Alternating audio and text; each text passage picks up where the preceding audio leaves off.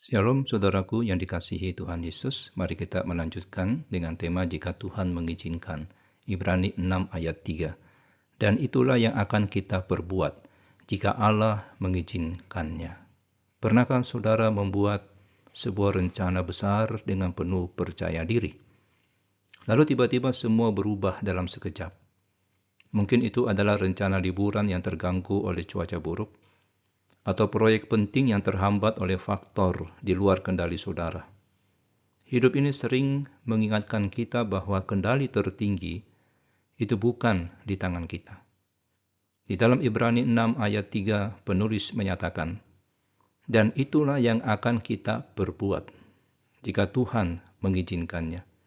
Sebuah kalimat singkat tetapi mendalam. Setelah mendesak pembacanya untuk maju melampaui ajaran-ajaran dasar dan mengejar kedewasaan rohani, maka penulis segera menambahkan pengakuan penting ini. Kemajuan rohani bergantung pada izin dan perkenan Tuhan. Frasa, jika Tuhan mengizinkan. Ini bukanlah sekedar ungkapan kesalehan, tapi pengakuan teologis yang dalam.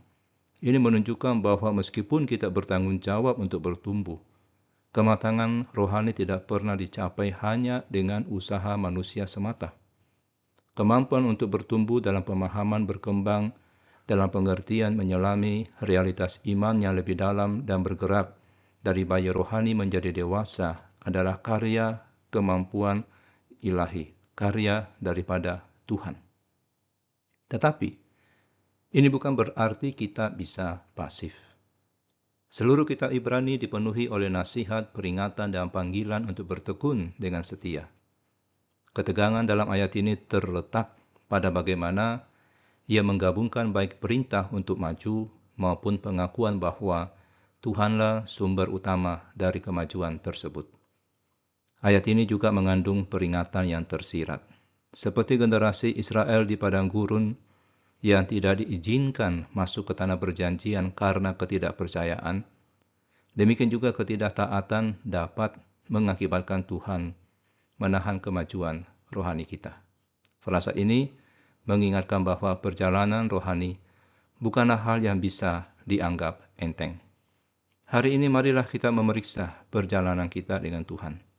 Apakah kita berjuang untuk kematangan rohani? Apakah kita bersedia meninggalkan kenyamanan dan mengejar makanan keras dari kebenaran yang lebih dalam? Tapi pada saat yang sama ingatlah bahwa kemajuan tersebut tidak dapat direkayasa semata-mata oleh ketekunan kita. Dia harus disertai ketergantungan yang penuh kepada Tuhan. Mari kita berdoa. Bapa di surga, kami mengakui ketergantungan kami kepadamu untuk setiap langkah dalam perjalanan rohani kami. Berilah kami ketekunan untuk mengejar kedewasaan, tapi juga kerendahan hati untuk mengakui bahwa tanpa perkenananmu, kami tidak dapat maju. Bantu kami untuk hidup dalam keseimbangan tanggung jawab kami dan kedaulatan daripada Tuhan. Di dalam nama Tuhan Yesus kami berdoa. Amin.